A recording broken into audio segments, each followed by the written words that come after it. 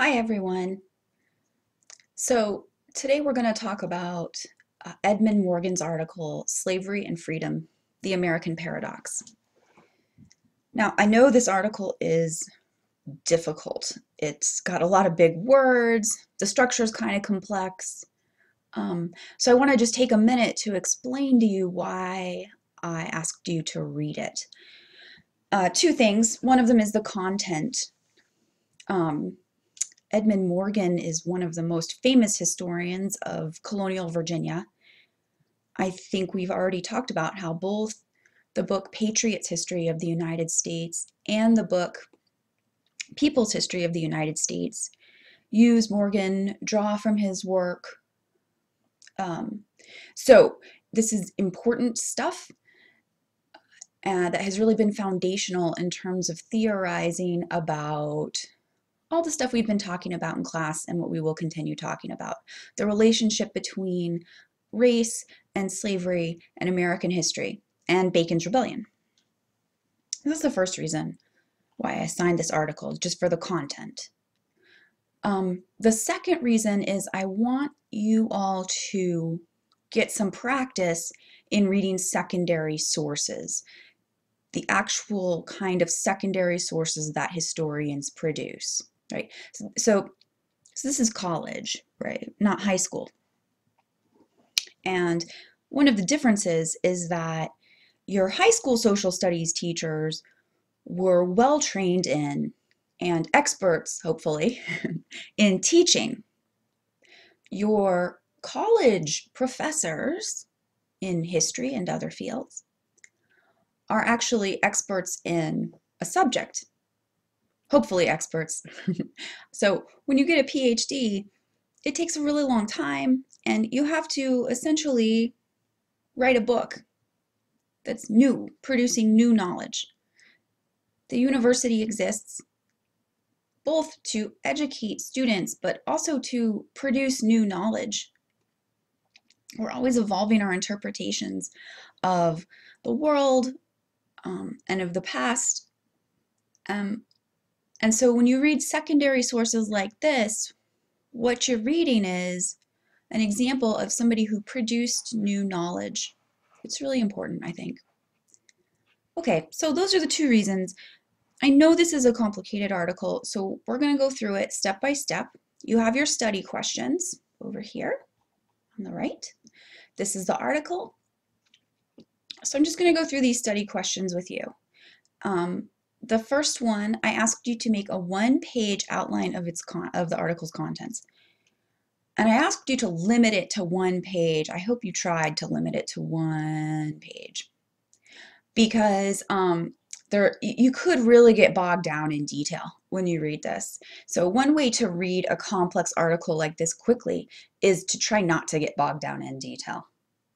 So what I'm going to go do right now is kind of go through the article and talk to you about its structure. So here's our title page. Easy to skip the title page, but actually pretty important. The title page tells you the title of the article, Slavery and Freedom, the American Paradox, by Edmund Morgan. Edmund Morgan. Edmund Morgan. There he is. This is the journal where the article was published, the Journal of American History. This is the data you would need if you were putting all this into a bibliographic entry, volume 59, number 1. So this article is from June 1972, not only before you were born, but before I was even born. So when you go to answer question number 2, you can see clearly this is a secondary source. And yes, it's from a peer-reviewed publication. I mean, the Journal of American History sounds like something that would be peer-reviewed. It is peer-reviewed. This comes from JSTOR. So it's a peer-reviewed publication. Anyway, okay, so going back to the structure, so that's the title page. And here we go. So this article is not that different from a paper you might write in terms of its structure. Basically, it has an introduction, a body, and a conclusion. It's just longer than maybe what you've written so far. So the introduction is setting up the problem or the question or the argument. And you've probably done that yourselves in papers you've written. So the first paragraph, he's setting up the problem. He's talking about other historians and how what he's about to do kind of relates with what they've done. So he's saying we owe a debt of gratitude, right, to those. So we should be grateful for. These people are correct. I'm glad that they've established that. Slavery was something more than an exception. 1/5 of the American population at the time of the Revolution is too many people to be treated as an exception. Okay, so slavery is integral to understanding American history and colonial American history. Okay, so in 1972, he's saying there's still a lot to be studied about slavery. And he's saying, he's setting up the question here that the rise of liberty and equality happened sort of at the same time this slavery was going on. So the rise of liberty and equality was accompanied by the rise of slavery. Then he goes on to say that not only is this kind of confusing, but it's actually the central paradox of American history. That two such contradictory developments were taking place simultaneously over a long period of our history, from the 1600s, the 17th century, to the 1800s, the 19th century, is the central paradox of American history. Whoa. So he's making kind of a big deal about it. And I think this is intuitive to you. Like Thomas Jefferson had slaves. That doesn't make any sense. He was really into liberty. How could he have been so excited about liberty while at the same time depriving people of their liberty? Okay, I hope you looked up the word paradox if you don't know it. Actually, even if you do know it, sometimes I still like to look up the definitions to think about it a little differently. Leads to a conclusion that seems senseless, logically unacceptable, or self-contradictory. So it's contradictory, right? Slavery and freedom.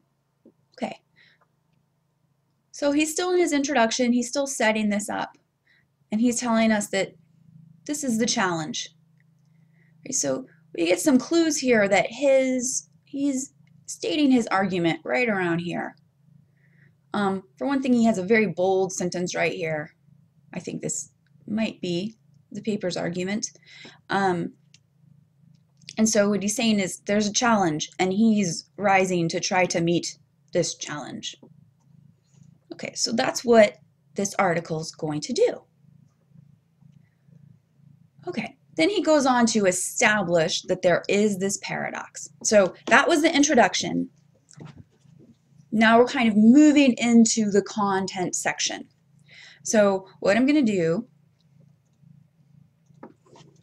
is use my PowerPoint slide I'm about to show you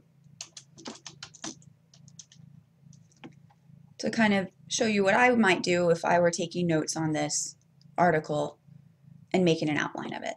So there's the introduction, the central paradox of American history, slavery and freedom at the same time. Now we're going to move a little bit into the body. You go away. I'll move this to the middle of the screen so you can see it. No, I won't. Just kidding. So the paradox is evident at many levels if we care to see it. Think, okay, the paradox, he's talking about the paradox, blah, blah, blah. And then he gets down to his discussion of Virginia. And I've already mentioned, I think in class, the significance of Virginia in American history and in colonial history. In 1790, Virginia had 40% of the slaves in the entire United States. And Virginia produced the most eloquent spokesman for freedom and equality in the entire United States. George Washington, Madison, and of course, TJ, Thomas Jefferson. I call him TJ.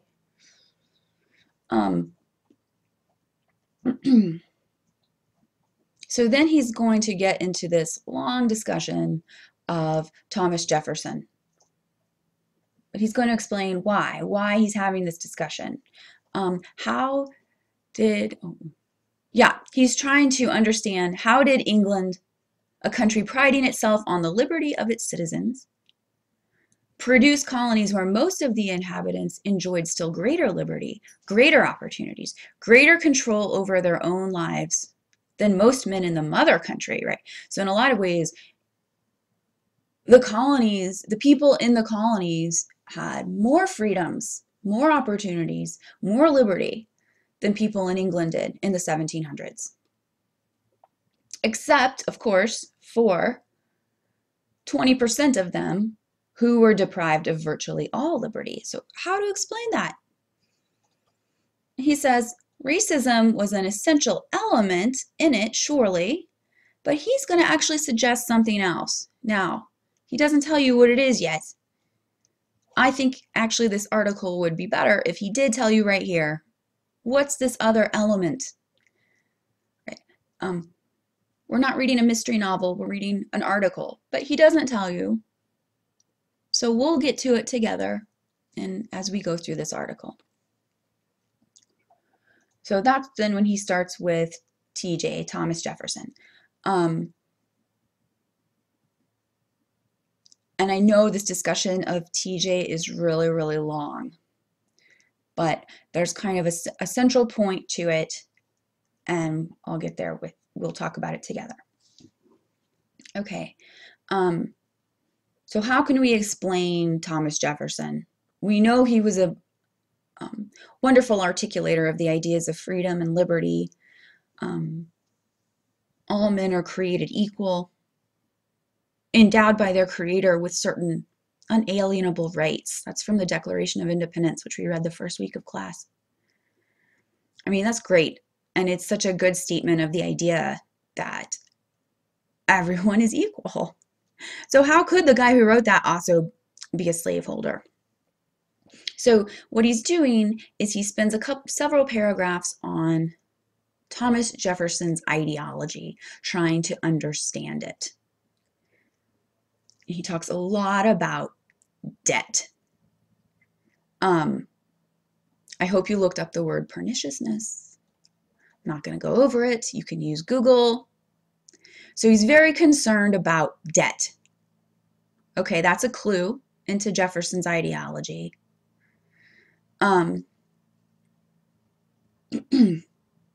Still concerned about debt.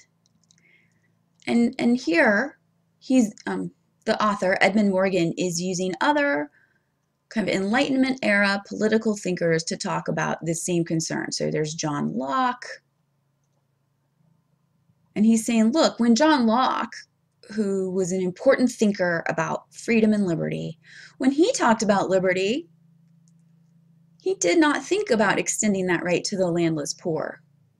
Instead, he concocted a scheme of compulsory labor for them.